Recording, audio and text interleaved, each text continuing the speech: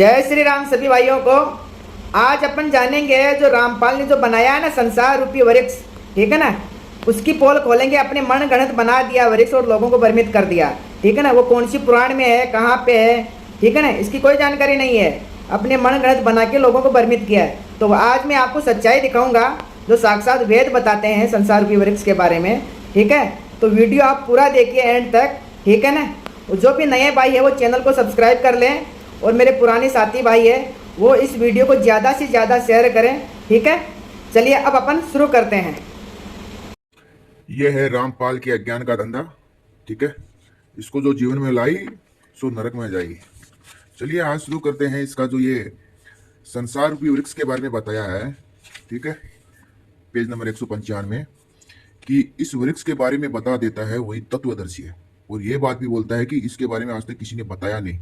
अरे भाई बताया तो है, लेकिन तुम जैसे मूर्खों को पता नहीं तो उसका क्या करें।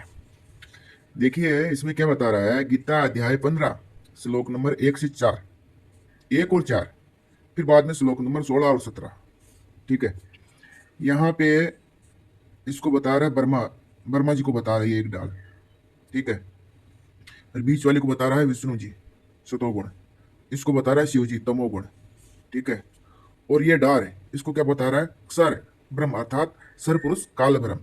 अभी सर का मतलब होता है नासवान शरीर, शरीर के बारे में बात हुई थी यहाँ पे, ठीक है। पूरा का पूरा गलत इसके बारे में बताया गया है, अपने मन गणत, ठीक है, अपने मन गणत से ये बना दिया और लोगों को भ्रमित कर दिया, ठीक है। आज इसका पूरा खुलासा करेंगे अपन। और अक्षर पुरुष एक पेड़ है, निरंजन बाकी डार है, तीनों देवा शाखा है, पात रूप संसार है। इसके बाद ये क्या बता रहा है, तना तना अक्षर ब्रह्म अर्थात अक्षर पुरुष पर ब्रह्म। अब ये किसको बता रहा है, ये तो यहाँ किसी को बताया ही नहीं है। और कबीर जी को बताया है मूल जड़, ठीक है, कबीर जी को मूल बताया है। और अक्षर ब्रह्म के बारे में कोई जानकारी नहीं है, ठीक है, लिख दिया है अक्षर पुरुष। ये कौन है वो नहीं।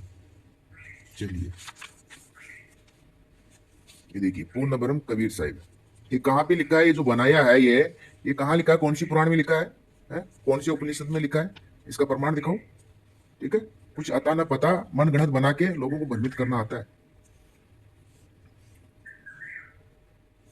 चलिए अब इसका अच्छी सी पोल खोलते हैं, शुरू करते हैं। यह है श्रीमद् भगवत गीता हिंदी टीका, गीता प्रेस गोरखपुर से, और पूछिए स्वामी श्री राम सुखदास जी, ठीक है। चलिए इसका अध्याय 15 है और ये इसका पहला श्लोक।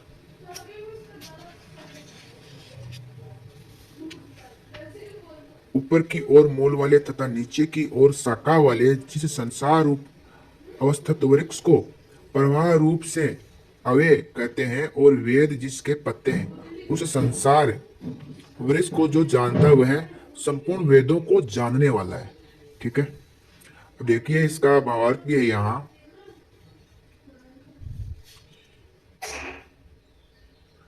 साधारणतया वृक्षों का मूल नीचे और शाखाएं ऊपर की ओर होते हैं, परंतु यह संसार वृक्ष ऐसा विचित्र वृक्ष है कि इसका मूल ऊपर तथा शाखाएं नीचे की ओर है।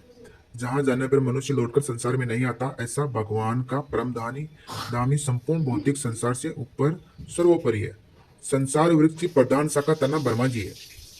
देख लीजिए तना की क्या है, ब्रह्मा जी को बताया गया है, क्योंकि संसार वृक्ष की उत्पत्ति के समय सबसे पहले ब्रह्मा जी का उद्भव होता है। इस कारण ब्रह्मा जी इसकी प्रधान शाखा है, क्योंकि ब्रह्मा जी से ही सारी सृष्टि की रचना हुई है ना। ब्रह्मलोक भगवत धाम की अपेक्षा नीचे है।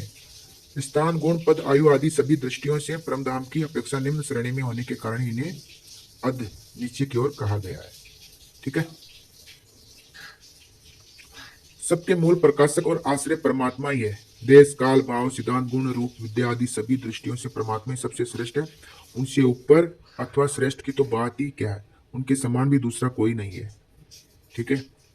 गीता 11वें अध्याय 43वां श्लोक में भी संसार वृक्ष के सर्वोपरि परमात्मा है, जिससे मूल वृक्ष आधार होता है, ठीक है। अब देखिए इसका इसमें फोटो भी दिया हुआ है, वो भी मैं आपको दिखा। ये देखिए गीता प्रेस गोरखपुर, इसमें ये फोटो भी दिया हुआ है यहाँ पर, ठीक है ना। ये वर्मा जी है, जो ये मेन तना बताया ना, ये वर्मा जी है। क्योंकि यहाँ से पूरी सृष्टि की रचना हुई है ना। भगवान से ब्रह्मा जी प्रकट होते हैं, ब्रह्मा जी से पूरी सृष्टि की रचना हुई है। तो मेन तना ये है। ठीक है, अब इसको हम और आगे जान लेते हैं। एक 15वां अध्याय का 15वां श्लोक देखिए, यहाँ पे क्या बता रहे हैं भगवान।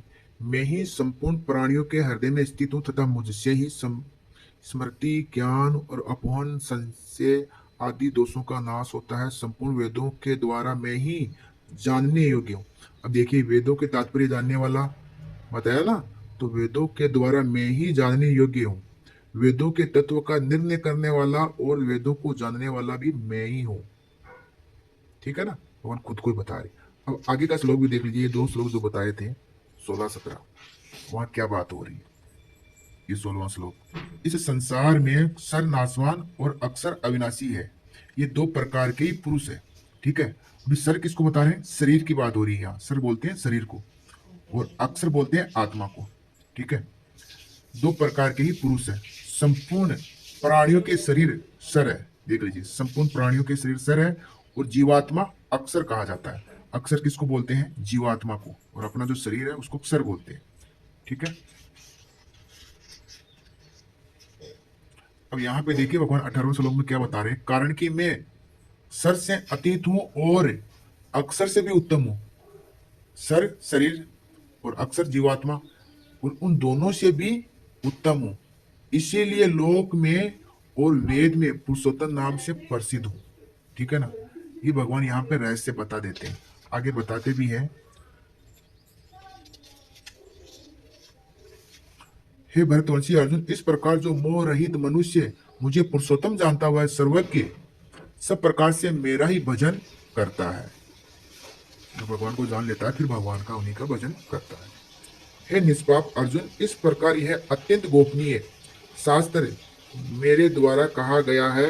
भरतवंशी अर्जुन, इसको जानकर मनुष्य ज्ञानवान, ज्ञातव्य तथा प्राप्तव्य और कृत्य हो जाता है, क्योंकि भगवान ने ये रहस्य यहाँ पे बता दिया कि वो मैं ही हूं। ठीक है, इसीलिए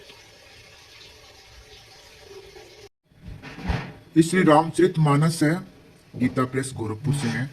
ठीक है, और ये उत्तरकांड है। ठीक है, इसका पेज नंबर 920। जब राम जी रावण को मारकर अयोध्या में आते हैं, यहाँ पर देखिए आकाश में बहुत से नगाड़े बज रहे हैं, गंधर्व और किन्नर गा रहे हैं, अप्सराओं के झुंड नाच रहे हैं, देवता और मुनि परमानंद प्राप्त कर रहे हैं। ठीक है, भरत, लक्ष्मण और शत्रुघ्न जी, विभीषण, अंगद, हनुमान और सुग्रीव आदि सहित क्रम से 76 चवर, पंखा, धनुष, तलवार, ढाल और शक्ति लिए हुए सुशोभित है। ठीक है, ये कौन बता रहे हैं, काकभूषण जी बता रहे हैं गरुड़ जी को। ठीक है ना, ये सारी कथा सुना रहे हैं। गरुड़ जी को भी शंका हो गई थी ना, तो भगवान राम जी के विमान कौन है, गरुड़ जी है। ठीक है ना, उनको भी ये भ्रम हो गया था। ठीक है, तो आम मनुष्य लोगों को तो हो ही सकता है ना, ये बात है। तो यहाँ पे देखिए, हे पक्षीराज गरुड़ जी, वह शोभा, वह समाज और वह सुख मुझसे कहते नहीं बनता। सरस्वती जी, शेष जी और वेद निरंतर उसका वर्णन करते हैं। देख लीजिए, किसका वर्णन करते हैं, श्री राम जी का, और उसका रस आनंद महादेव जी जानते हैं। देखिए, अब आगे देखिए, यहाँ पे सब देवता अलग अलग स्तुति करके अपने अपने लोक को चले गए। अब यहाँ पे देखिए, तब बाटों का रूप धारण करके चारों वेद वहां आए जहां श्री राम जी थे। अब चारों वेद वहां पे आते, देखिए किसका रूप धारण करके, बाटों का रूप धारण करके चारों वेद वहां आए जहां श्री राम जी थे। अब वेद आए यहाँ पे चारों मूर्ति रूप में आके, फिर अलग रूप धारण करके। कृपा निधान सर्वज्ञ प्रभु ने उन्हें पहचान कर उनका बहुत ही आदर किया। इसका भेद किसी ने कुछ भी नहीं जाना। वेद गुणगान करने लगे। राम जी ने तो उनको पहचान लिया था, बाकी किसी ने उनको पहचाना नहीं। ठीक है, अभी गुणगान कर रहे हैं वेद। क्या बता रहे हैं, हे सगुण और निर्गुण रूप से, हे अनुपम रूप, लावण्य युक्त, हे राजाओं के शिरोमणि, आपकी जय हो। आपने रावण आदि प्रचंड प्रबल और दुष्ट निशाचरों को अपनी भुजाओं के बल से मार डाला। आपने मनुष्य अवतार लेकर संसार के भार को नष्ट करके अत्यंत कठोर दुखों को भस्म कर दिया है। हे दयालु, हे शरणागत की रक्षा करने वाले प्रभु, आपकी जय हो। मैं शक्ति सीता जी सहित शक्तिमान आपको नमस्कार करता हूँ। हे हरे, आपकी दुष्ट माया के वशीभूत होने के कारण देवता, राक्षस, नाग, मनुष्य और चर अचर सभी काल, कर्म और गुणों से भरे हुए उनके वशीभूत हुए दिन रात अनंत भव आवागमन के मार्ग में भटक रहे हैं। ठीक है ना, जो माया के वशीभूत है, जो मोह को, ठीक है ना, उनका ही आवागमन होता है। जो भगवान की भक्ति करता है, उनके चरणों का आसरा ले लेता है, वो माया से तर जाता है। ये गीता जी में भगवान ने बताया। ठीक है, हे नाथ, इनमें से जिनको आपने कृपा करके कृपा दृष्टि से देख लिया, वे माया जनित तीनों प्रकार के दुखों से छूट गए। हे जन्म मरण के श्रम को काटने में कुशल श्री राम जी, हमारी रक्षा कीजिए, हम आपको नमस्कार करते हैं। ये सब वेद गुणगान गा रहे हैं। ठीक है, आगे वृक्ष के बारे में बताएंगे, सब कुछ बताएंगे, उसके फल पत्ते सब। ठीक है, जिन्होंने मिथ्या ज्ञान के अभिमान में विशेष रूप से मतवाले होकर जन्म मृत्यु के भय को हरने वाली आपकी भक्ति का आदर नहीं किया है, हरि, उन्हें देव दुर्लभ देवताओं को भी बड़ी कठिनता से प्राप्त होने वाले ब्रह्मा आदि के पद को पाकर भी हम उस पद से नीचे गिरते देखते हैं। देख लीजिए क्या बता रहे हैं, आपकी भक्ति का आदर नहीं किया है, उसे ब्रह्मा जी का भी पद पा लेना तो भी वो नीचे गिर जाता है। ये गीता जी में भी भगवान बता रहे हैं, 8वां अध्याय का 16वां श्लोक, कि ब्रह्म लोक तर पुनरावर्ती है, लेकिन जो मुझे प्राप्त हो जाता है उसका वापस जन्म नहीं होता है। और 4वां अध्याय का 9वां श्लोक, वहां पर भी भगवान बताते हैं, जो मुझे प्राप्त हो जाता है उसका वापस जन्म नहीं होता है, वो जन्म मरण के छुटकारा से मुक्त हो जाता है।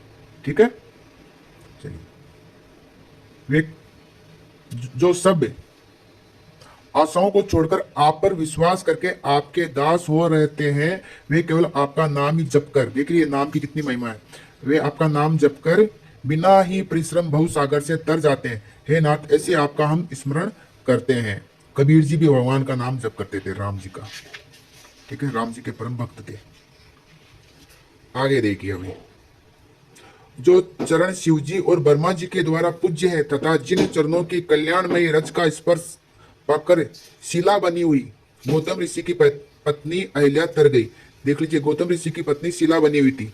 ठीक है ना, उसको छूते ही मोक्ष प्राप्त हो गया।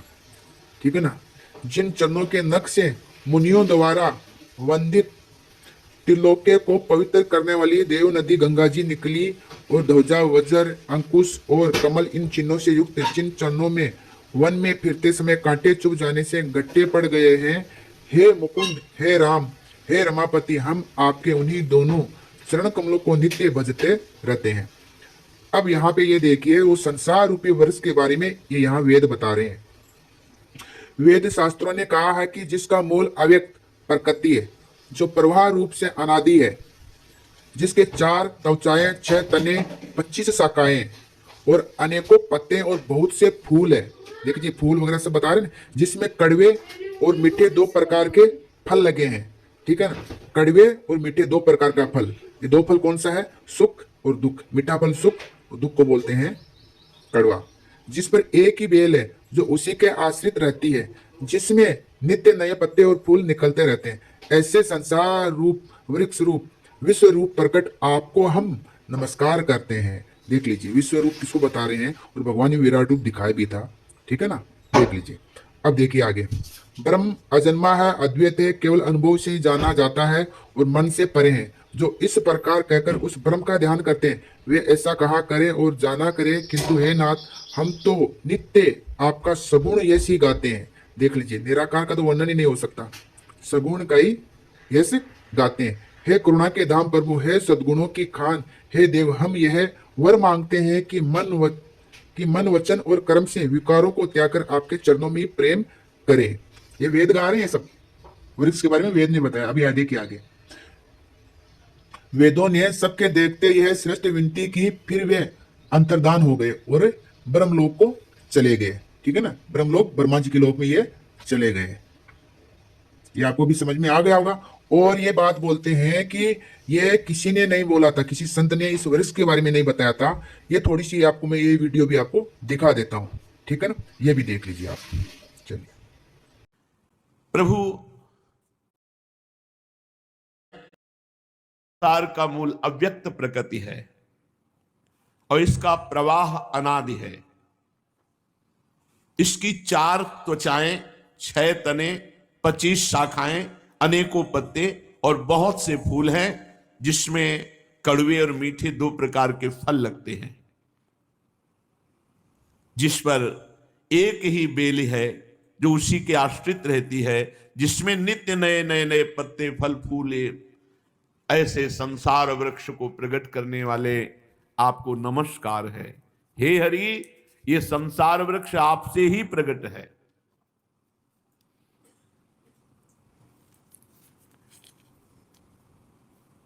अव्यक्त प्रकृति, इसका प्रवाह अनादि। ये 6 तने, 5 ज्ञानेन्द्रिय, 1 मन, 4 त्वचाएं, बुद्धि, मन, चित्त, अहंकार, 25 शाखाएं, 5 महाभूत, 5 तन्मात्रा, 5 कर्मेंद्रिय, 5 ज्ञानेन्द्रिय और सतोगुण, रजोगुण, तमोगुण, ये 3, 5 को 20 और 3, और जीव और काल, ये 25, और फिर इनके अनेकों शाखाएं। इसी से संसार प्रपंच भरा हुआ है, पर इसके मूल आप हो। आपसे ही ये संसार रूपी लता पुष्पवित, पल्लवित, फलान्वित हो रही है। आप अजन्मा हैं, केवल वही अनुभव कर सकता है जो आपके अधीन हो गया, आपके आश्रित हो गया। नहीं, मन और बुद्धि से आप अगोचर हैं। हे नाथ, हम यही वरदान मांगते हैं कि वचन और